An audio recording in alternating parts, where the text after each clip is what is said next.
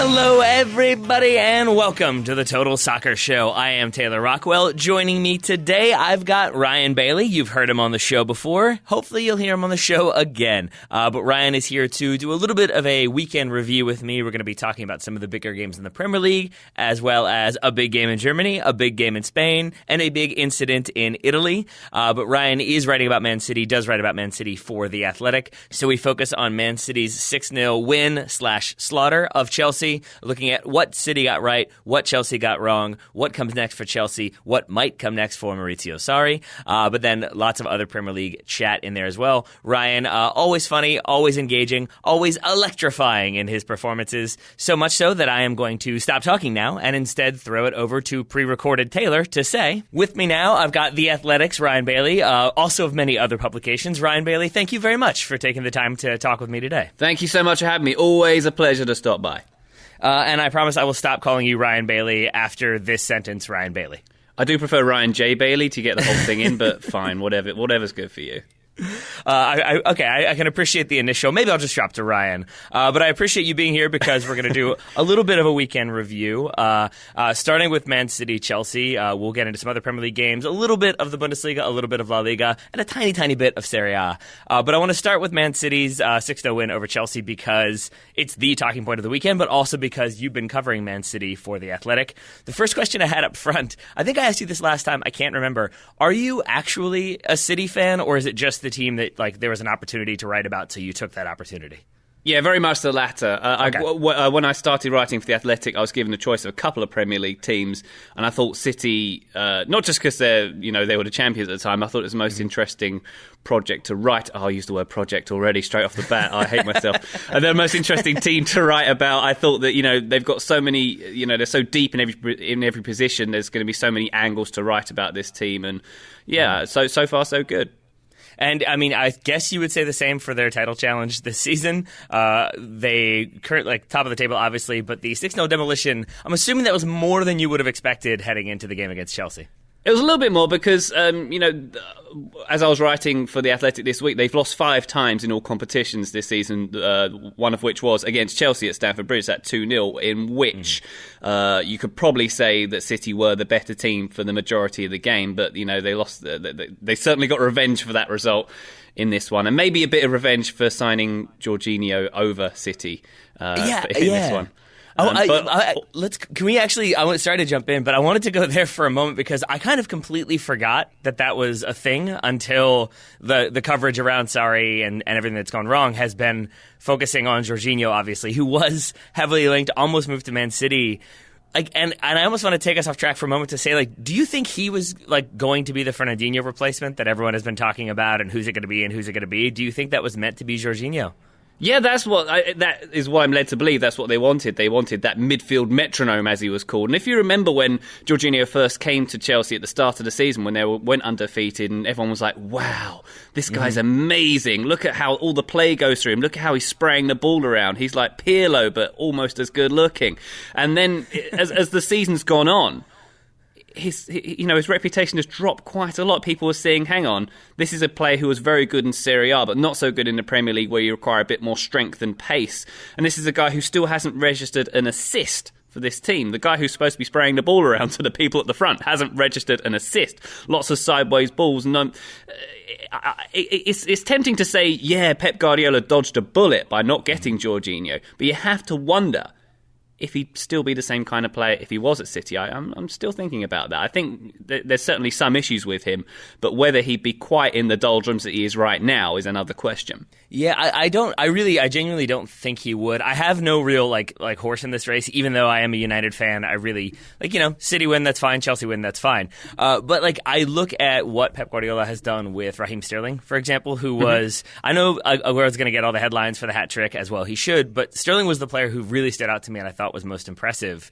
And I compare him to when he first came there and sort of the work Guardiola has done to make him into that next level player. And it does feel like he's able to get everybody kind of functioning in the way he wants them to, and that really elevates their level of play. And I wonder if that would have happened with Jorginho, and by contrast, it's maybe not happening with Chelsea because the Chelsea players haven't really bought into that system the way City players might have. So I guess that's what I want to ask you then is, what do you think? I do want to talk more City, but I want to look at Chelsea. Do you think it is just that like they're just so focused on playing through Jorginho that if you're Man City, you can just kind of triple team him and then really Chelsea have no other options? Or are there other problems going on with Chelsea? I think there certainly are other problems, but that's the main problem. I mean, the system does require that play does go through Jorginho, and he's not hitting the highs he should be right now. Yeah. There's this quote I'd like to read you that Chelsea HQ tweeted out yesterday. It said, "Whatever football this is we're playing or attempting to play, it doesn't work in England, and we don't have the time to wait for better players. Enough of this nonsense." So this caught my eye because City are playing that style of football, and it is working in England. They're both, Sarri and Guardiola, they do share a philosophy here. They both believe in the high pressing and loads of passing, having that midfield guy like Fernandinho, like Jorginho, spraying everything around, defending 40 metres up the field and blah, blah, blah, midfield ball possession. But, one set of players are buying into it, and one set of players are not. That's kind of the key difference here, isn't it? Maybe, I mean, there are some differences in their system. I suppose you could say Sarri's his fullbacks are not quite as adventurous. They don't go quite as high up the field as Pep's do, and there's probably one or two other little nuances there. But essentially, it's a very similar system. And it is, yeah. It's like, if I had a 1959 Les Paul, Jimmy Page is going to get a better tune out of it than I am. And right now, Guardiola is Jimmy Page. That was a terrible analogy, but what I'm trying to say is that one manager's getting a better use out of the system than another right now. Well, first of all, I enjoyed it. I enjoyed it especially because right now we're recording via Skype, so I have your still portrait image of you with what appears to be a guitar in the foreground staring at me. So that's right. It checks out. It checks out the analogy, but I'm sorry in that analogy in that picture. Yeah. As smoking less, but maybe just as serious and pensive. It does feel that way, that Chelsea, just really the players haven't bought into the system. Match of the Day did a very good analysis of kind of the players half pressing, but not really, and nobody really getting that enthusiastic about it, including Gonzalo Higuain, who you would think would kind of be up for it and trying to embrace what Sarri is asking him to do. Right. But then you go and look, as much of the coverage has focused on, the idea that when Guardiola was first approached about potentially taking over Chelsea many years ago, he said he would need 10 new players. Conte said the same. Mourinho said the same. And it does I don't always go in with those kind of popular narratives, but with this one I kind of am buying into the idea that maybe it is just sort of a locker room issue, that if you've got enough players who don't want to do a thing, who aren't as enthusiastic about embracing a new idea, then they're just not going to do it. And thus far, the ownership or management has kind of backed the players at every opportunity, and it seems like they might again. And so I kind of don't know how things get better, aside from either fully backing Maurizio Sarri and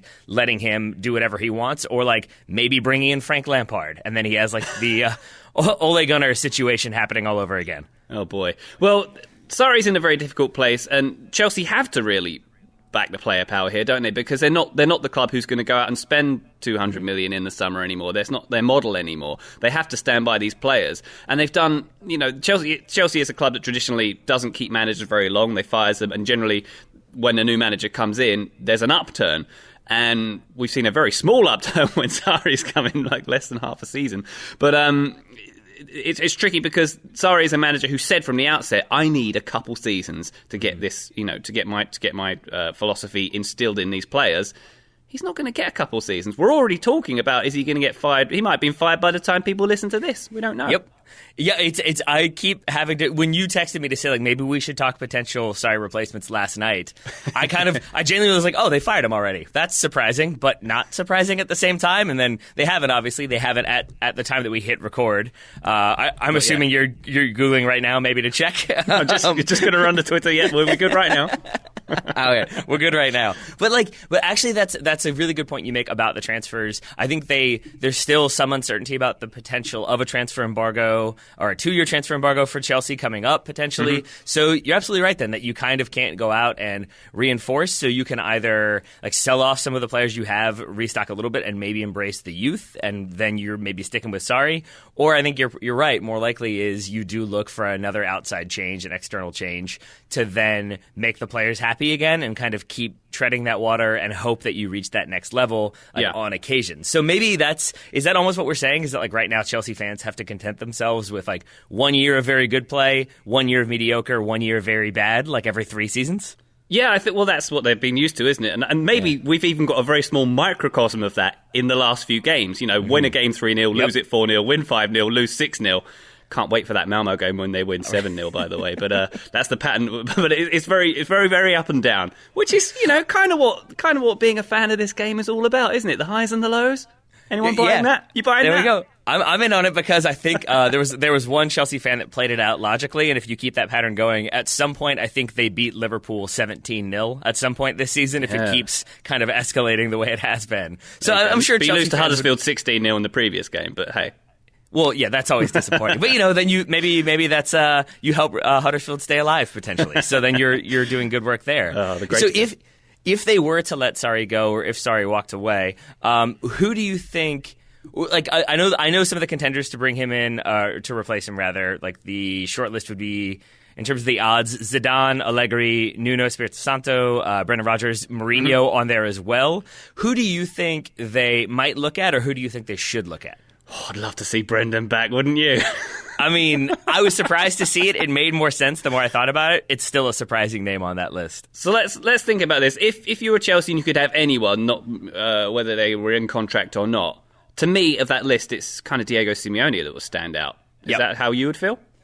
The only other one which I don't think is possible or likely at all is just that I know Napoli have not looked as strong this season. They haven't been bad by any stretch, but they're not, challenging Juve. So maybe if there were a Sarri Ancelotti swap deal and you get Ancelotti back with Chelsea, you move Sarri back to Napoli, maybe that works. But outside of that, Simeone does seem like a personality who would fit what Abramovich wants, but then you flip it around and he's going to be super demanding, not to say that the Atleti players don't love him, but that love comes at the price of you've got to work really hard to earn that love. And these Chelsea players don't seem like that's a thing they're necessarily wanting to do. Yeah, that has been a criticism, an odd one, isn't it? These players don't like being harangued and criticised by Sarri, but that is. Then there's a school of management, or maybe Solskjaer at United, for example, was maybe a bit more friendly with them. But either way works, doesn't it? Simeone's shown it works, and Simeone's style in Madrid, I certainly could see working in the Premier League. So I think he'd be a great move if they could get him. But I mean, otherwise, realistically, are we looking at treading old ground again? Are we looking at maybe not Ancelotti, but a Mourinho coming back? Surely that's not. And then, but even Zidane, I wouldn't want. If I was a Chelsea fan, I wouldn't want Zidane. No way. Mm-mm. No, I mean, I don't think I would either, because you're gonna have to pay him a lot of money, and I still think a lot of what happened with him at Madrid, I as a Man United fan, I was excited to see him linked with them, and I think I probably bought into that hype a little bit. But I don't know, outside of Madrid, what he would be able to do and how much he would be able to kind of right the ship a little bit. And exactly. Also, there's that lack of familiarity. Yeah, that's exactly it. I still regard him as sort of untested waters, even though he's won some Champions Leagues with Real Madrid. I still wouldn't, he's completely untested in England, completely untested outside of the confines of Madrid too. And you don't know how much his sort of I've been in the same room as him. He does have an aura about him, and I'm sure that goes a long way when you're in a dressing room with players who've seen his YouTube highlights, and maybe some of them were even too young to see his prime, possibly. But I think that goes a long way, and it wouldn't go quite as far in an English dressing room, possibly. Yeah, no, I think that's probably a safe bet. And so then it is a strange situation, because any manager who comes in who's saying hey, I need some time and some money to build my system, you're probably not going to get it. So I don't know who that position appeals to right now, aside from an interim manager, maybe Zola takes over, or maybe you're like Allardyce, you make him Italian, you bring him in, and Sam Allardyce takes over. That could work. I think, of course. I think if I were a Chelsea fan, and thank the Lord I'm not, I think Zola would probably be near the top of my list because he's, club legend. He's absolutely lovely, and I think they'd be looking over at United and thinking, hey, look, they got their old 90s really popular guy in, and it's worked really well for them. So maybe there's a pattern there to be followed. Can I tell you quickly my Zola anecdote, my single Zola anecdote I have? I demand that you do so. We used to go to the same gym, and there was one time I used to go and use the treadmills on a Sunday because I was too cheap to buy Sky Sports. I used to go watch the games on a treadmill, and there was a Man City Chelsea game. That's right, it was Chelsea involved. And everyone on the treadmills were all watching it. Zola, who was on the treadmill next to me, was watching The Simpsons. He's seen enough, has he? He just hasn't gotten enough of that Moe's Tavern? Yeah, evidently. I mean, who knows what motivates him. He just didn't fancy watching Chelsea that day. God bless him. That's. I think it might have even been the game where John Terry didn't shake Wayne Bridges' hand. There was that kind of error. Might have been that one. But maybe that's that kind of aloof, I'd rather be watching cartoons personality that will really appeal to the Chelsea locker room. And maybe you just show some Simpsons episodes, dubbed for the various languages you need, and then you go out and win some games. I think that's the answer right there. You've stumbled upon it, Ryan J. Bailey. Well done. Classic Homer quotes is the way to get you into the top four. That's what we're doing here. Obviously. I still think that, if I were Abramovich, which I am obviously not because I'm not Russian and a billionaire and kind of innately evil, I would probably want to keep Sarri around, and I would probably want to try to build around him because it feels like otherwise you are in the situation of kind of same old, maybe some retreads, but there doesn't seem like there's a consistent plan there. But then again, you still don't have a director of football, and you've kind of established that pattern of I'll fire people and spend money when I want to because I get frustrated. So it's strange to me to say that I would keep Sarri and kind of sell some players if it were me, but I think you're right. That's probably not the realistic scenario that plays out with Chelsea. It's not been the pattern thus far as it's been the cut the manager loose pattern so far. It's player power. It's what it's all about, unfortunately. Fewer Gianfranco Zola anecdotes, but much more still to come from Ryan Bailey. But I first wanted to let you know about today's sponsor, Away Days, awaydaysfootball.com. They are the makers of the famed and loved mystery kit featuring smaller clubs from many countries like England, Spain, Sweden, Scotland, Germany, and many others. You pick your size, you pay your money, you receive a mystery kit. It's 100% authentic and brand new. So if you're looking to get into a new team or a new league, you just want to expand your kit wardrobe, your jersey wardrobe if you want, you can do it through Away Days, and then you get a random jersey that you can say, hey, it's random, it's not hipster, it was sent to me, and I love it. I've gotten 2 different jerseys. One was Benfica, one was for River Plate. Both of them excellent. I enjoy them very much. If you want to go smaller scale, you could go with the mystery patch, official league and competition patches, both current and past, again 100% authentic and brand new. If you're in cold weather, they've got stylish hoodies and hats to keep you warm. They've got many options, all of which are excellent. But best of all is that our listeners can get 15% off if you go to awaydaysfootball.com and use the code TSS at checkout. You will get that 15% off. Once again, that's awaydaysfootball.com, TSS 15% off. Thank you to Away Days. We really appreciate them sponsoring the show, but we really appreciate all that they do because they're making it possible for folks out there to rock super cool jerseys with very little effort. And I'm all about little effort. So thank you to Away Days one more time. Now back to Ryan J. Bailey, Esquire. Esquire felt like it needed to be included. Just before we go on to Man City, can we talk about some of the goals? Oh, yeah, absolutely. Just we're trying to break down what's wrong with Chelsea at the moment. And a lot of it, I think, is desire. A lot of it is not, that, put in quotes, losing the locker room.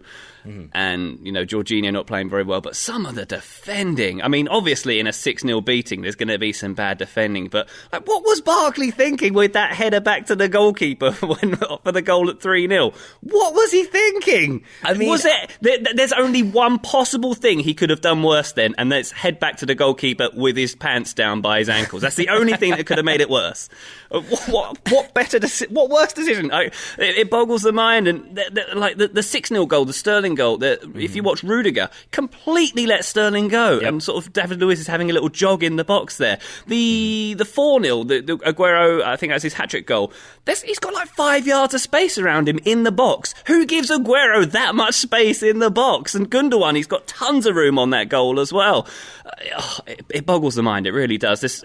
Every one of those goals, apart from maybe Aguero's beautiful long ranger, you could say, wow. I mean, even the first goal, it was Bernardo Silva, wasn't it, on the right, running down. Loads of space in that channel. It was Eden Hazard who ended up having to chase him down there. Don't think that's his job. No, it's not, and it's interesting to watch because I kind of went back and forth on this one because at first I thought it was Hazard's job because Marcos Alonso kind of comes more central to try to block off opportunities in the middle, and he sort of half-heartedly tells Hazard go, but by the time Hazard starts looking around, the ball is almost already back in play, and that it feels like that is representative, as was the Barkley header, of everything that's going on with Chelsea, which it feels like it's stuff that looks that when you're winning, it's just stuff that you do effortlessly. We've seen players, hit headers back to their own goalkeeper from 25 yards out and make it look very casual. Kind of if you're in form and everybody knows what's doing. We've seen players switch off who they're supposed to be marking with relative ease. It just feels like Chelsea are still sort of operating in that mentality of we all know how to do it and we're all executing. But then nobody actually does it and nobody actually executes. So the Ross Barkley one that you bring up at the very beginning is a very good example of that. I'm assuming he's trying to head it back to Kepa to catch easily, and then they can kind of recycle. But it's indicative of what's happening, that he, underhits it by a good 6 yards, 7 yards, and it drops right to Sergio Aguero. Over a bank of players. Who plays a back pass header in that situation? I don't understand. Who taught him that? No, but that's yeah, exactly, and that's what I mean is it's a thing that you would do if you were. I always go back to the Seinfeld "I'm Keith Hernandez" joke of if you feel if you're really feeling yourself, maybe you try that. But if you're a player who's playing for a struggling Chelsea team or an intermittently struggling Chelsea team, you might think I can do this. But if you have that half second of maybe I shouldn't do this, then you're going to kind of pull up at the last moment and not really do it right, and it's going to end in a goal.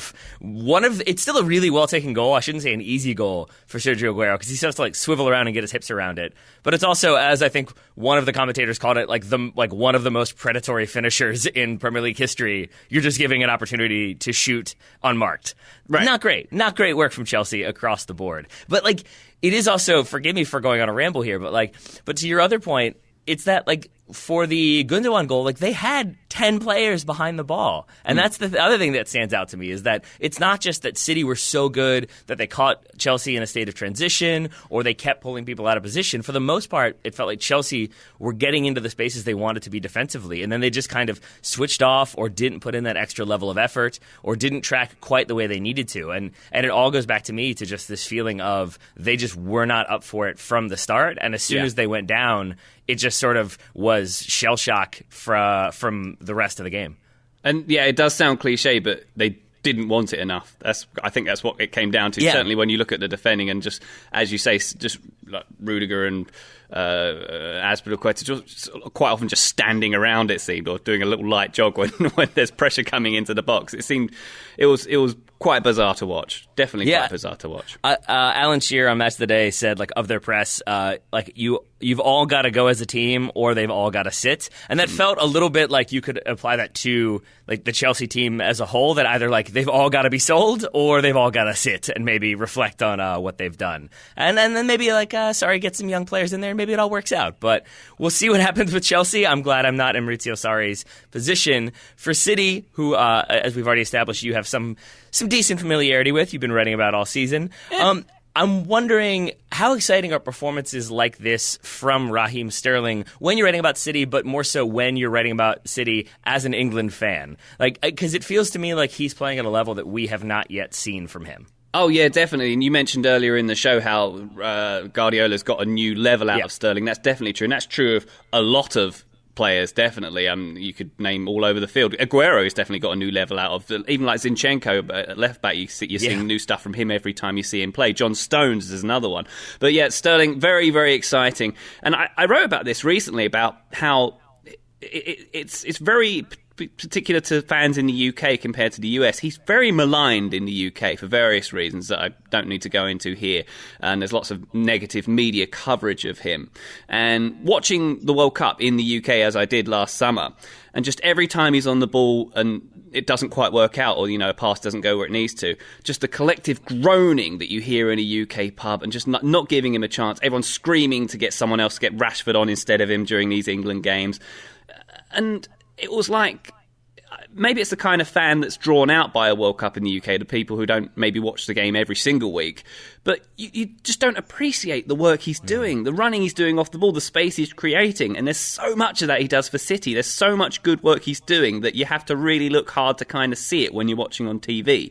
And, also he's doing quite decent work on the ball too, getting a couple of goals as he did at the weekend. But yeah, he's just one of several players, I think, who's really raised their game for City. And one thing that I love about this team is how interchangeable almost the sort of front six are. Apart from Fernandinho, you know where he's going to be, but everyone else in of those attacking midfielders, of the of the forwards, they can all switch around there. You got Sterling; he was in the sort of Sane role on the left for this one, where usually he'd be over on the right quite often. They brought in Bernardo Silva. Sane didn't even get on the field for this one, of course. And you got De Bruyne playing back in the middle three there, and I just love how it's almost like, obviously it's tailored to the opposition, and there's a lot of tailoring that goes on with Guardiola here, but I love the way that there's so much fluidity and the way that these positions can move around. I think it's fascinating to watch. It really is.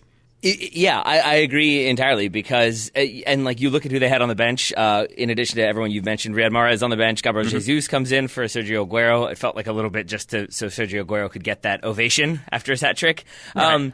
But it feels like when those players come on, you're right. There's no dip, there's no change, or there's no like obvious change in strategy. It's just sort of those players know how to execute in whatever position they're put in, which again speaks to like what I found myself thinking about this morning as I was rewatching some of that game, was like how good Guardiola is, which is obviously an understatement that's been established, but it's more so how good he is at getting his players to do the simple things really, really effectively. Because I know we're going over kind of cliched ground again, but it's a simple game that can be really difficult to play simply. And just looking at the way City set up to just completely take Jorginho out of the game, you can just see Chelsea have no other ideas how to play. So then they try to play wide, that doesn't work. They try to go long, that doesn't work. And they end up trying to play through Jorginho, and that doesn't work either because he's got three people around him. But it's not just that doesn't work because Chelsea are bad. They're obviously not. It's because as soon as that Jorginho pass isn't on, the Chelsea or the City players know, okay, now we step here, now we take away this option. So now they've got to look here, but then we take away that option. And just kind of how systematically they're able to nullify opportunities from their opponent is simultaneously amazing to watch and terrifying to watch if you're not a fan of Manchester City. Absolutely, yeah. And I think, as I was saying earlier, these two managers do essentially play the same philosophy, but that's one of the key differences here, the fact that they've got this fluidity, the fact that they can overwhelm like that. And in Sarri, he's much more rigid, isn't he? I mean, I talk about how much interchangeable the front six are for City. They're not really for Chelsea. I mean, if for the next game or for next time they're going to face each other in the League Cup final, what changes is Sarri, if he's still around, realistically going to make? Is he going to switch Kovacic for Barkley? I mean, there's only a couple of switches he makes, and they're pretty rigid.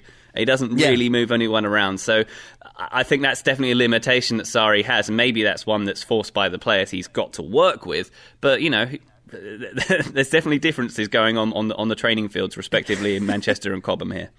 Yeah, I think that's probably the case. And you're right, though, that like maybe it's Kovacic comes in, maybe Willian comes back in. But yeah, it does feel like it's going to be roughly the same maybe thing. Giroud for Higuain. Ooh, that should change it all up. Well, yeah, I mean, so we shall see how it plays out with Chelsea. As we said, right now, Maurizio Sarri still in charge. We'll see what happens there. Pep Guardiola obviously still in charge for Manchester City. Hang on a second. Yep, still in charge, yeah. Okay, cool. Both of them. Guardiola hasn't been sacked for mysterious reasons. Guardiola's still there too. Confirmed. Okay. So we've got City obviously kind of cementing their spot in the title race. Also, holding on to that spot at the top of the table. Liverpool this weekend wanting to stop their skid, such as it was. I would say they did that in their 3-0 win over Bournemouth with James Milner playing at right back. Do you think they'll be able to kind of keep the title race alive, or do you think squad depth is going to be a major issue for them? I think they'll keep the title race alive, but I think they will lose that race. And that's and I'm not just speaking out of, I don't really have a bias towards City, but I do cover them a lot. But even when Liverpool were 7 points clear, I would still maintain that Man City are going to win this, and they'll probably win it by a few points. Not at canter like they did last season, but I just think there's a few reasons. I mean, mainly that I feel that every team has kind of a dip, and City got their dip out of the way when they had those couple losses. Was it Newcastle and Palace? Everton, maybe? Did they lose to Everton this season, or did they destroy Everton? I can never remember these things. They've lost to... oh, God, my mind's going blank. They definitely lost to Newcastle recently, but they lost 2 in a row, didn't they, in December?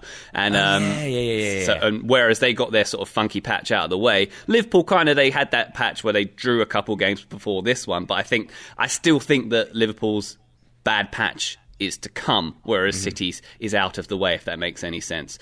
And I think the squad depth is definitely an issue. As you say, James Milner there playing at right back. If Van Dijk does get injured at some point for any length of time, I think they've got real problems in that defence as well. And I think there's a lot of mental issues here, mental strength issues here that maybe Liverpool don't have. They are weighed down by the own weight of their expectations, as we all know, as we've seen time and time again. I think that will play an issue. But wait, sorry to jump in real quick. What do you mean when you say they're weighed down by their own expectations? Well, having not won a title in the Premier League era, seeing how crazily they collapsed. Was it 2014 when they had the slip? Yeah. That's happened a few times, hasn't it? And it just seems like it doesn't just require getting 3 points every week in this league. There's a fortitude you need for 38 weeks. And there's only certain teams that have it and have the belief. And I just think that Liverpool, when they hear the cops singing before every game, and there's such a weight on them, and I think they feel it time and time again. And they're going to get that title at some point. I just don't think it's this season. But that's not to say that I think they're wonderful to watch. This game against Bournemouth, what stood out to me, Taylor, was the types of goal we saw here. So we saw 3 very different types of goal. We saw the first one was the Milner cross, wasn't it? Which was the header, the Mane header. Yep. And then the next one, that Wijnaldum lovely little lob, that was sort of route one over the top, very basic stuff.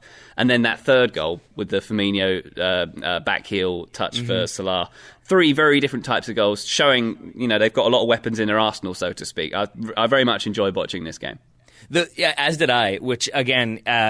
It really does make a difference that Solskjaer has come in and done what he's done for Manchester United, because if United were continuing to do it Jose Mourinho, or with Jose Mourinho what they were doing with Jose Mourinho, and then it was Liverpool doing what Liverpool are doing and City doing what City are doing, it would be a very not fun season for Manchester United fans. So maybe it's just that Ole Gunnar has done what he's done. I can now watch these 2 teams who I usually would root against and think, like, oh yeah, this is kind of fun to watch. And that definitely was. The Gigi Wijnaldum goal was, I think, my favorite goal of the weekend. And there were lots and lots of good goals. But just the poise and awareness and calm to just kind of just lift it over the goalkeeper in relatively humiliating fashion. It does, similar to your point about Man City, it shows you the versatility and variability of Liverpool, because sometimes it's Firmino making that run into the channel, but sometimes it's Firmino dropping into midfield, and then that space is open for somebody else to run onto, as it was for this goal. And that sort of interchangeability, the variability of the Liverpool attack, similar to City, it's what makes them such a captivating team to watch. The difference just being that they haven't been able to invest as much into their back line, and I think that will end up causing them problems. Definitely. Well, think about it like this. Could you imagine Chelsea having scored those 2 goals, that Wijnaldum goal and that Salah goal that Liverpool scored this weekend? Could you imagine Chelsea players, any of their players, having the confidence to do that? Right. No, in fact, I could picture Ross Barkley trying to do that and lofting it over because he feels like he can do it and then he can't. Exactly that. It's when you're feeling yourself, when you're confident, you can score that goal. When you're not, you somehow turn that into an own goal. I feel like is what Ross Barkley would have done. Right.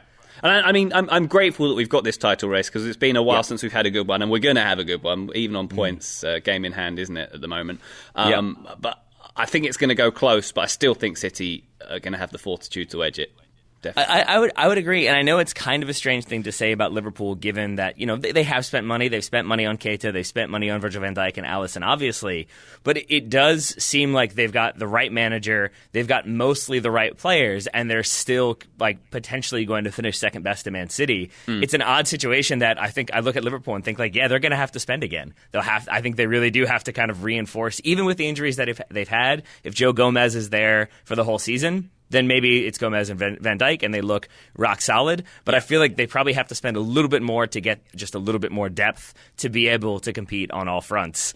So I'm with you that I think it's probably City's to lose. Obviously, they're top of the table right now. As you said, they have played one more game than Liverpool have. Yep. But it does feel like this was a sort of, again, cliche, a statement game from City. I did enjoy in the post-match interview with Raheem Sterling, the commentator asked him, was this a statement game? He was like, no, it's just a game. It was just a win. That's all it was. I appreciate that sort of the calmness about that response. Yeah, but for Liverpool, their next four opponents, Bayern Munich, at Manchester United, home to Watford, at Everton. What do you think will be the keys to Liverpool surviving that patch and remaining alive in all competitions? Obviously, they're not relegation fodder, so I mean, what do you think it will take for them to stay in the Champions League and stay near the top of the table in the Premier League? To stay in the Champions League, I think it will require them to beat Bayern Munich. Firstly, thank you. Which I think you're welcome. I think they can do that, even though Bayern are a little bit behind in their respective domestic league, but they had a good win over Schalke at the weekend, wasn't it? Yes. And I think this is the kind of night, especially with it being at Anfield, the first leg. I think that's the kind of night where they could get up and get a few goals ahead potentially. There, I don't see a problem with that one. Man United, though, the next league game after that, whew, I can't call that. What do you think? Yeah. I can't call it. Nor can I, because I still, if we want to kind of combine these conversations, I still am not sure if United are good as a team or good because they have a lot of good players who are being allowed to do good things. And it's still we saw Solskjaer with a few tactical wrinkles. The Tottenham game is the one that stands out for, I think, a lot of people. But I'm still not sure how strong of a game that was overall, and I do wonder against Liverpool what their approach will be if they try to go kind of open and all-out attack against Liverpool as they've been doing against some other teams. I think that could go very poorly. I think it went very poorly when Chelsea tried to be open and pressing and attacking. So I think I'm with you that game will be very indicative of how the season's going to go, both for Liverpool and for Manchester United. Yeah. And I am hesitant to say, I feel like right now I'm not feeling maybe as confident as I was a week or two ago about Manchester United. I'm not sure what the difference is, other than that it just feels like Liverpool maybe have rediscovered that form a little bit. Yeah, I think you're totally right there. This is by far the biggest test for Manchester United so far this season, and a real landmark for Liverpool as well. It's going to be a fascinating watch, that one, definitely.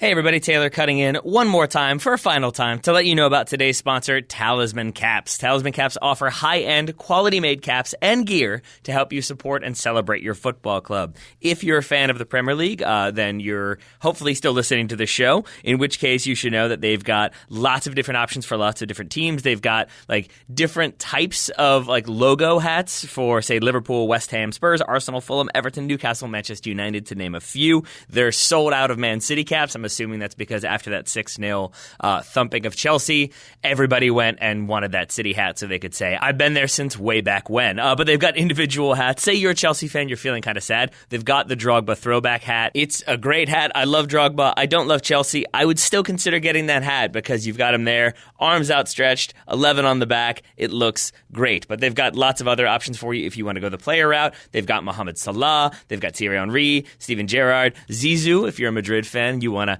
kind of remember those days as well, you can do that. So many different player options and club options. Then they've got the gear, so Talisman has you covered all over the place. You can rep your club, rep your hero, support their local collection. You can support Street Soccer USA. They've got those hats too. They also have the Vintage Vault with curated jerseys. They've gone through and found some especially sweet jerseys, and especially sweetly of all, that makes sense, you can get 20% off using the discount code TOTALSOCCER20, all one word, all together. Simply go to talismancaps.com, TALISMAN caps.com, and use the code code TOTALSOCCER20 at checkout to get 20% off with a minimum purchase of $35, which is the cost of one cap. So buy a cap, get 20% off, rep your club, look fly. That's all I have to say. Thank you to Talisman. Back to Ryan. Since we've moved on to Manchester United, they handed Fulham a 3-0 defeat Saturday. What are your thoughts on them overall and the kind of turnaround under Solskjaer? I think Paul Pogba spoke about it. He said that it's just that Solskjaer has brought joy, that he's not playing a character. He's just kind of making the team happy again. So do you feel like it is just Solskjaer being a source of joy in relation to Jose Mourinho that's done it, or do you think he kind of does speak to the club in a way that maybe, say, like Zidane speaks to Real Madrid? I think it's probably both. I think, the people in that locker room may not, I don't know how old, I can't go back to work out how old they would have been in 1999. They might not have appreciated what Solskjaer did on the field, but they'll know that he was a very important figure at the club. They'll know that he's a very important figure under Sir Alex Ferguson. I think there's maybe there's an element of been there, done that. He knows the ropes. He knows what the club's about. I think he can extol some of that onto the team, definitely. But also, it's just to bring out my 1959 Les Paul analogy again. Well, let's keep it going. Let's do it. He's getting a better tune out of that thing that Jose Mourinho wasn't he? There you go. Jimmy Page in this example, once again. And I think none of us could have predicted what Solskjaer has done here. Was it 10 wins and 11? The other one was a draw, wasn't it? So incredible stuff. Let's not get too excited about this game because Fulham's defending was terrible. Yeah, I mean, that's pretty par for the course for Fulham this season. It's nice of them to continue that for Manchester United, to let them get that confidence up again. But I mean, I was running the Eurosport minute by minute for this game, and I was furiously typing in the first couple of minutes because it seemed like Fulham were going to get ahead. They had a couple of good chances there. And when you looked at the team sheet when it came out for United, there's lots of people going, "Oh, Juan Mata's been put on the right. Oh no, it's Smalling and Jones as the centre backs.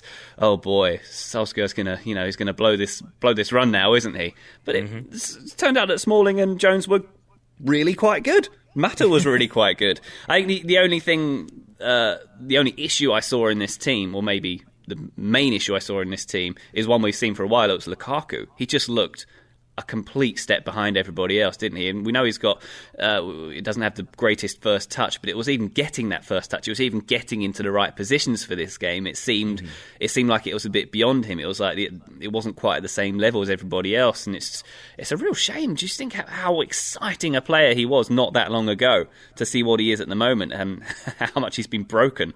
It is a real shame. Do you think that just is confidence? Do you think it is just that kind of his downturn in form, his downturn in fitness, and a little bit of injury coincides with Solskjaer coming in, Marcus Rashford kind of catching fire, and now it is like I would argue that you have like Rashford on the bench, Lingard on the bench, and it feels like maybe like with an eye towards their Champions League game this week against PSG, that maybe like Lukaku is now that sort of second choice. Oh, we need to rest a player, so now you can get minutes. I can't imagine that's what he envisioned when he first signed for United. No, you definitely put Rashford ahead of him as form has dictated, and I think it is down to confidence really, because my excuse when Mourinho was around, he was very isolated, and that was true. He's not really isolated anymore. He's got the wingers and that pushing up beside him. And he's getting a lot of potential support, and balls getting played diagonally back to him rather than diagonally forward to him. So there's you don't have that excuse anymore, and it's very strange. And I think one thing this game highlighted is how strong United were in the left channel as well. That Martial and Pogba combination down there, everything was coming down that channel, and they just looked brilliant there. And that kind of, when so much play is going through the channel there, it makes Lukaku's role slightly more redundant, especially when Martial can pass to Pogba and he's blasting in from incredibly acute angles and such. But it's very, very exciting to watch. But interesting to see where Lukaku maybe ends up next season, whether he's surplus requirements. It's be fascinating. Here's the obvious question: do you watch Great British Bake Off or Great British Baking Show? I do not. I'm aware of its oeuvre. Okay. So my wife and I were watching it, and we were discussing last night how one of the things that I kind of didn't think about would be really difficult is if you don't know how to cook something and you look around and it looks like everyone else knows what they're doing, how immediately stressful and terrifying that would be to be like, everyone's working really hard and I'm trying to figure out this recipe. Oh no. And I extend that here's my extended metaphor analogy. I look at Lukaku, and it feels like he's going in there and being asked now to do Marcus Rashford things, whereas I think 6 months ago, a year ago, Marcus Rashford is being asked to do Lukaku things. And so if you're sort of constantly... Like if you're having to adjust a little bit of what you're doing, but you're aware that you're now being evaluated in relation to another player. Of Rashford would have made that run. Rashford would have known where to be. Oh, he didn't. He was a step slower. Like maybe Lukaku isn't a step slower than he's been. It's just that he's a step slower doing the things that Rashford does because he has the confidence and because they're different players. Yeah. And I just think once you start evaluating yourself, once you're looking around the kitchen and seeing everybody else doing stuff, and you're trying to do the same, now you're trying to do things that everyone else is doing and not necessarily playing your game. And that seems to be, to me, a big issue for Lukaku, is now he's just kind of looking off of it because he's trying to figure it out as he goes. Yeah, I think that's fair. I like that analogy, definitely. But at the same time, a number 9 is a number 9. I mean, True. It's a bit meat and potatoes to look at it that way, but there are certain things he should be doing, regardless is whether Rashford is doing it better at the moment. And Rashford is developing Rashford's developing every week, whereas Lukaku's regressing. So, I mean, whether the reasons are because of the aforementioned baking analogy, of course, is another question. But he still should be at a better level than he is. I think that's a safe statement, and thus it will be fascinating to see. That's the kind of hard-hitting analysis you bring me on for, really, isn't it? I mean, you're darn right it is, and I want more hard-hitting analysis about the following question: do you think Ole Gunnar Solskjaer is a wizard? I ask because it seems like he comes in at the right time, I think, to kind of establish this run of playing some weaker teams. But his next 3 games are PSG at home, at Chelsea, and then home to Liverpool. And he's catching PSG at a time when we know Neymar's out. Now it looks like Cavani will be out for the first leg. Munier as well, and then maybe Verratti. He was kind of up and down. He just returned to fitness. But it just seems like he's catching them at a time when they're kind of vulnerable. Then Chelsea in the state that they're in. Those should have been 2 games where, like, United would have been backs against the wall. Seemed like 2 months ago even that it seemed like those are games that they have no business being in. And now it feels like he's caught those 2 teams at the exact right moment. So again, is he a wizard? Yes.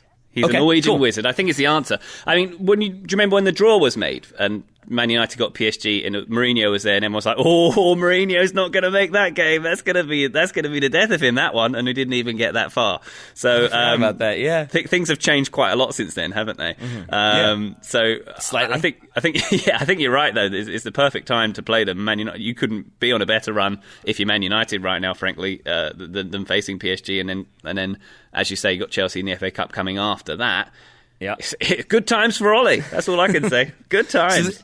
But so then if it does go, as United fans would like, and they get those 2 wins, again, that's when it goes back to, but you're playing like an injury-ravaged PSG team, then a Chelsea team that has all the drama surrounding them. So those wins, if they were wins, could look good, but then you're playing that strong Liverpool team, and I really do go back to that's the game that I think will be very indicative of what Solskjaer can do with this team and what he does for the remainder of the season. You know what? I think you're right there, but also look at the game after that at Palace at Selhurst Park. We've seen Palace do some pretty impressive wins already, beating Man City, for example. That was the one, yeah. That was one of them. City and Leicester were the two. It was Leicester was the other one. I remembered it as soon as I forgot it. But anyway, I think that could be a real test because I think you can raise your game for Liverpool, you can raise your game for Chelsea. It's when you go to Selhurst Park on a windy and cold February afternoon, that's when things get tricky, I think. That I could see as being an issue potentially. Why you got to bring me down? Why you got to add more games to my nervousness? But that's fair. All right, so you don't need to be brought down. You're on cloud 9 right now with this team. Don't you worry. That's all right. A little bit true. I would be curious to see how Spurs fans are feeling right now. No Kane, no Dele Alli, but they still get the win against Leicester. And it feels like it should have. I didn't watch this one live. I saw the scoreline and thought, oh, that's a good win against a Leicester team. Watching it again, I'm inclined to say Spurs were pretty fortunate in this one. I feel like Leicester could have scored 4 or 5 goals. Should that be a worrying sign for Spurs fans, or should it be a positive sign that they played poorly but still got the win? Probably a bit of both, really, because after all, a 3-1 win is a 3-1 win. You look at that on paper, that's great against this Leicester team as well. But if you did actually watch it, particularly last 20 minutes or so, Leicester were really threatening. I think they had their own Ole Gunnar Solskjaer. They had a super sub, Jamie Vardy, coming on, and not long on the pitch before he got on the score sheet, of course. And he's got a really good record. I think I've looked this up. What's the numbers here? In his 51 previous Premier League appearances against the Big Six, Vardy has scored 28 goals. So quite why he wasn't on from the start is another question. But he's obviously a danger man here. But if you look, there were plenty of chances that Leicester had to equalise before Son got that injury time winner. And it was a dangerous game for them. They definitely hung on. But there's a lot to be said for hanging on in situations like that, which is exactly what they did. My favourite part of this game, though, was you saw when Heung-min Son got his yellow card for diving. Yeah. The telling off he got from Harry Maguire. The wagging terrific. Of the finger. That was, I live for that. That was wonderful. And I especially enjoyed it. I've seen, because I saw the freeze frame of it first, where you see them both pointing at each other. Yeah. And if you watch it, so that makes it look like Heung-min Son. I was like, oh, maybe he actually did get a little bit of contact, and maybe he feels justified. And you watch the actual video of it, and he just gives up immediately. There's a little bit of a point, and then he walks away with a sort of bemused smile on his face, you know what you've done. Yeah, I got nothing. But I mean, you've got to try stuff when things aren't going your way, and then it also helps to have Christian Eriksen, who can try all sorts of things and make goals happen seemingly from nothing. Yeah.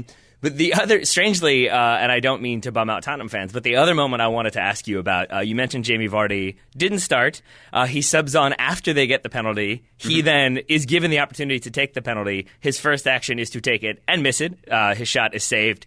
Is that the worst possible way you can think of to enter a match, to be sub on and immediately miss a penalty? There are better ways, definitely. Let's ask Ross Barkley. He's probably got some worse ways to do it. He's the master. Tried it with his head. He would have tried it with his head, I think. Yeah, that's not great, but obviously he picked himself up, didn't he? And had a good game from then on after. So not too bad from Vardy. Not too bad from Vardy, and really, you're right. Not too bad from Spurs to find a way to win. And I kind of looked at this run with no Harry Kane and with no Dele Alli, because heading into the season, I was very concerned for their lack of depth up top, and the fact that I did not feel like Llorente. I didn't even remember Llorente when we did the preview, because I kind of was like, oh, it's all about Harry Kane, and that it does feel like Llorente has been able to contribute, not necessarily always with goals, but in this game, dropping in, winning challenges, holding play up when he could. It does feel like they've gotten more of a response than I thought they would, and they've gotten better results than I thought they would. So much so that they are theoretically still in the title race, but I would say they're comfortably third, 9 points ahead of Man United, and that feels like about where they should expect to stay this season. Do you see them kind of catching fire and really getting into that kind of that title race, or do you think they're going to be closer to third or fourth spot? I think third is pretty solid at the moment. I don't see any reason why they go lower than that. Definitely, whether they can sneak in and pip Liverpool to second. I could see that maybe, get 5 or 6 games to go. I could see it being tight at the top three there. As you say, when Spurs can get through games with results like this, when they've got a couple or several of their best players out, and getting a few results on the spin now as well, aren't they? I think there's a lot to be said for that. What I am fascinated by, Taylor, is this Champions League game coming up. Borussia Dortmund at Wembley. Yep. And there's no strangers to playing Borussia Dortmund at Wembley, of course, and great game last time around. But a little bit different scenario here. Dortmund looking pretty good at the moment. Tottenham weakened. I'll be fascinated to watch this one. Really looking forward to seeing that. And will you be looking forward to seeing that, even if there's no Christian Pulisic, because that means there will be Jadon Sancho? Yes, boy, Jadon Sancho. Oh my God, he's been. So I think perhaps we were going to talk about this later in the show, but the Dortmund game. Let's do it now. Let's do it now. Right. Yeah. So this Dortmund game, they got how to blow a 3-0 lead by Borussia Dortmund. They're drawing 3-3 with Hoffenheim here, almost losing it actually. But Jadon Sancho. He gets a goal disallowed to start off with. He gets a goal. Then he assists Goetze for a goal. He hits the post. He's basically amazing. Yep. Fascinating to watch this guy. And he's another one who this show has been all about like confidence and form. But yeah, you watch some of the runs he's on, and it really is just like there's I think the one that leads to the first goal, maybe, or maybe it's the one that leads to the goal that was disallowed. Yeah. It's just he just goes on a run, and his teammates it's just 1-2s. Like they all kind of lay it off the same way, and he just keeps going. And it feels like they all sort of have embraced the idea of, look, he's just going to keep doing stuff, get out of his way. Yeah, and it makes it really exciting. Even I talked about this yesterday or last night with Joseph Lowry about how it is sort of a bummer if you're a U.S. fan, a Christian Pulisic fan, to sort of see Pulisic relegated to the bench, but it makes more sense when you watch Jadon Sancho do the Jadon Sancho things that he's done.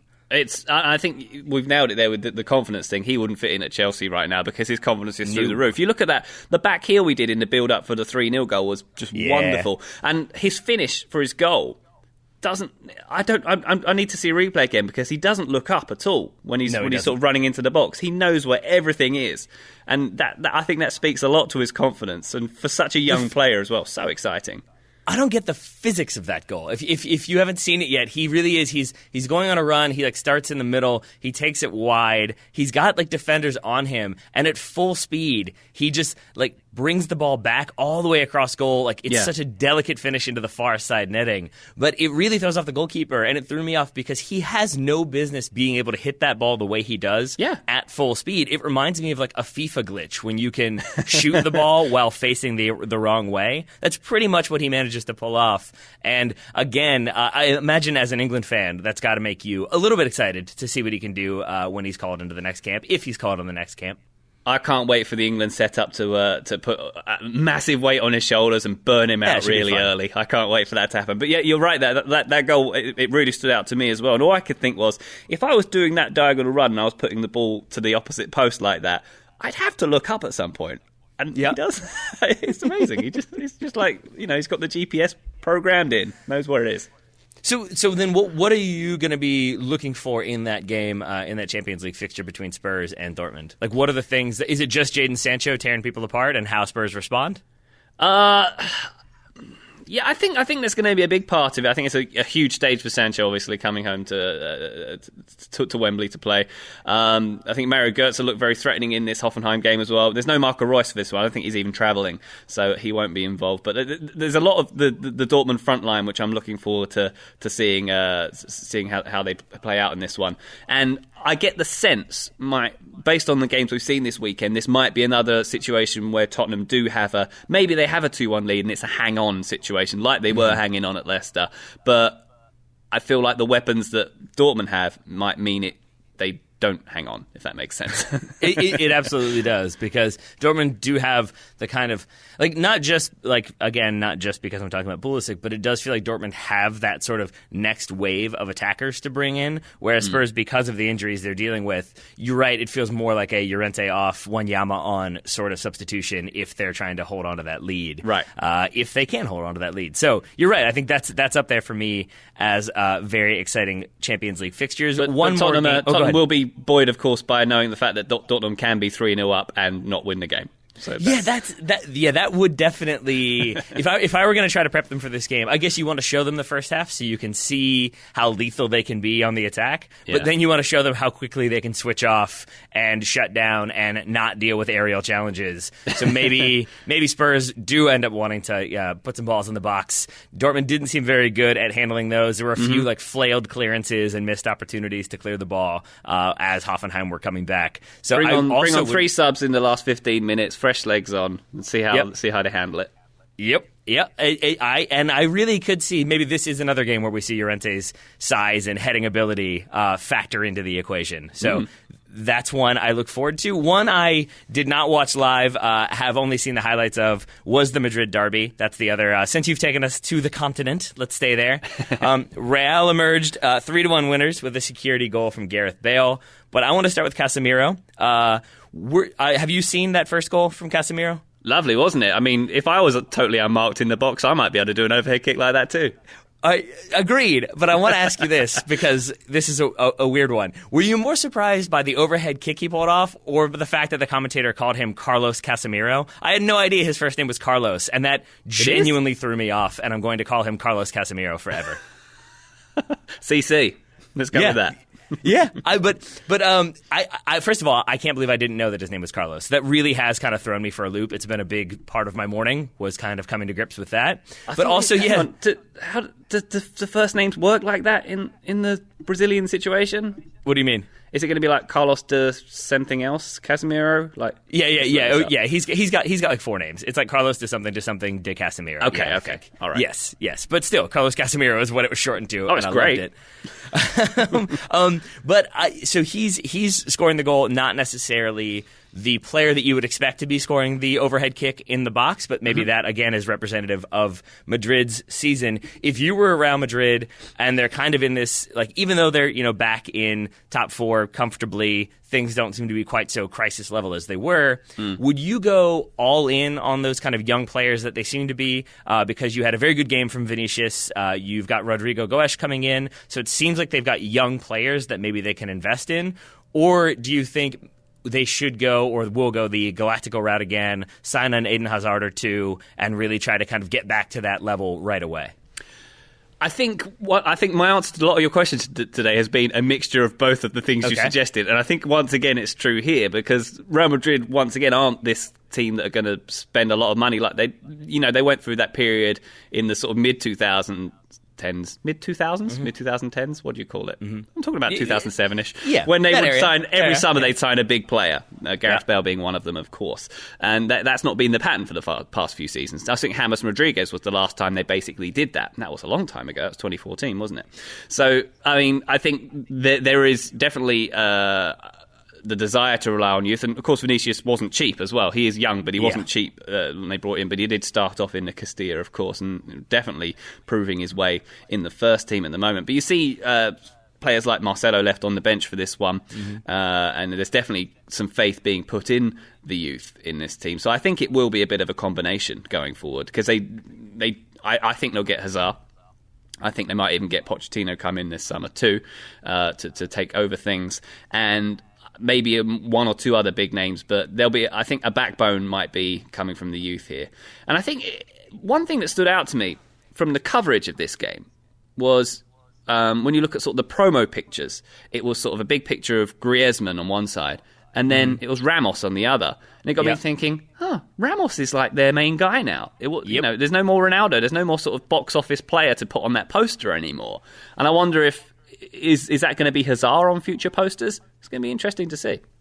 Yeah, it will be because you're right, and no more was that like on display than when Real Madrid did get the penalty, Vinicius taken down, and it's Sergio Ramos taking it and scoring it. That you have to believe that wouldn't have been him last season; it was him this year. Which does lead me to my other question I had for you: do you think he's one of the best villains in the game right now? Because I really do. He's like so hateable at times that he occasionally becomes likable, but then he's also such a good defender and can score those late goals that if you're not a Madrid fan, there are so many reasons to sort of root against him. If you are a Madrid fan, it makes you love him that much more. So I really find him to be such a captivating player and such like a heel at times that I'm not surprised that he's on their promo billing because people maybe will tune in just to see what he does, good or bad. Yeah, I think he is the WWE heel, isn't he? Exactly that. I think that's what he brings in the crowd for. But I don't think he's necessarily the biggest heel in Madrid right now. That being Diego Costa, surely. Oh, that's a good shout. He's a bit more pantomime, isn't he? He's a bit more. Yeah, I can imagine him evilly cackling as he walked away from doing dastardly deeds, whereas Ramos would just be like, sort of silently smirking to himself as he decapitated someone. I think it always comes down to which one of them. You never want to see a decapitation on field, but I think which one of them would look better with a branded T-shirt that has their villainous slogan on it, because that really is what it comes down to when you're talking about wrestling heels. They've got to have the good slogans that catch on and further antagonize people. Need a catchphrase. But can I touch on someone who's also been regarded as a villain? Maybe he doesn't deserve it. Gareth Bale. Let's do it. What happens? I mean, I wonder what happens to Gareth Bale next season. I mean, he got his 100th Real Madrid goal here, and I mean, he's maligned, I guess, because of how he's made of glass and it gets injured a lot, and maybe created a bit of drama about moving away last season. But this is a player who scored 100 goals, who always seems to put in a lot of effort. When I watch him, who scored one of the best Champions League goals the club will ever see. Maybe Zidane got the better one. It doesn't speak to being a poor player, all of that to me. And I just wonder, it does seem like he might be moved on. It does seem like that they tried to make him the franchise player when Ronaldo left. That seemed to be the plan, didn't it? But he wasn't the guy on the poster. It was Sergio Ramos on the poster. So he's not fulfilled that role. So I just wonder, I mean, where does he go? And he's going to be expensive, and he's going to be 30 plus, and I don't know who pays for him next season. I'll answer that one in a moment, because the only thing I can see is maybe going back to Tottenham with the swap involved. But I'll say, like, I agree with you, and it feels like he's kind of put into a doomed position, because you bring him in for the money you bring him in for, and he is so high profile, but that is in that era when maybe you could argue they didn't necessarily need him. Yes, he scores clutch goals, as you've referenced, but he is not the player that came in and was universally beloved and then kind of like helped them raise their game. He was always the one who, even when they were scoring, even when you had the BBC, it still felt like he was the one who fans were just waiting to boo, and that still feels to be the case, that he's never going to be, even with 100 goals, he's never going to be the one that they're like loving from start to finish. And I wonder if maybe that is because he was seen as, he was brought in to replace Ronaldo and it's kind of been waiting and waiting and waiting, or if it's just that he just doesn't fit with the mentality. But I'm with you that with everything that he's done, with everything he's accomplished, he still feels like a player who needs to move, to just kind of like move to that next level, or even just kind of get out from under that spotlight and those really heavy expectations. So then you're right. The question becomes, where does he end up? And it feels like maybe if Spurs do go the if Madrid go the Pochettino route, then maybe there's some sort of Godfather offer of Benzema and Bale for Harry Kane, something like that, maybe, because otherwise it does feel like maybe he's got China written all over him. Yeah, I think that's the kind of place he could end up. But if he did go to Tottenham, I think he'd have to take a wage cut, definitely. It's a strange situation, isn't it? But I think the anti-Bale attitude of Madrid fans, there's only one thing we can blame it on. It's Brexit. It's anti-British sentiment from the continent. That's all it is.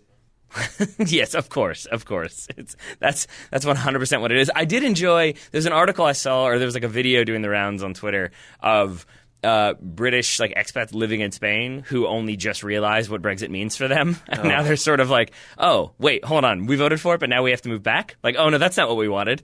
And yeah, maybe those are the fans who will cling to Gareth Bale and kind of rally around him, and then they'll give him the support, and then he'll become the Madrid celebrity we've always expected him to be. I think we've solved it right there somehow, in a rambling way. Good luck to them all.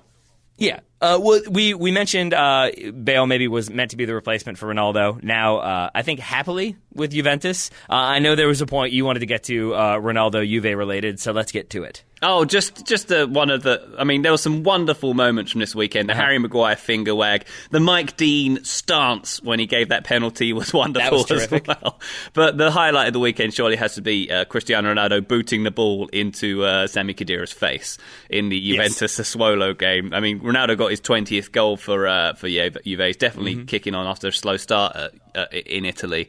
Good to see that. Juve 11 points clear as well, so all going well there. But there was this bizarre moment where I'm sure people would have seen it. If not, I implore you to look it up. Ronaldo sort of miscontrols and the ball hits his hand. He knows he's going to be flagged for a handball. So in sort of frustration, he boots the ball as if he's shooting, but like at a 90-degree angle to the goal. And it ends up smacking Khedira in the face, who goes down for several minutes. And Ronaldo looks... It's the great moment after that. Ronaldo looks embarrassed. He's like, do I go over to him? I did just boot the ball in his face for no reason. And then he sort of goes over to him, sort of gives him a little pat. And it's like, oh, what is he saying in that moment? What's he saying to him? Sorry, I kicked the ball in your face really hard for no reason whatsoever. And the other thing I thought about this incident is that if it hadn't have hit his face, I think he would have got a yellow card. Yeah, for kicking it away? Yeah. And showing that frustration? Yeah, I think so. So maybe Khedira was just there to be a good teammate? Exactly. He literally took one for the team right in the face.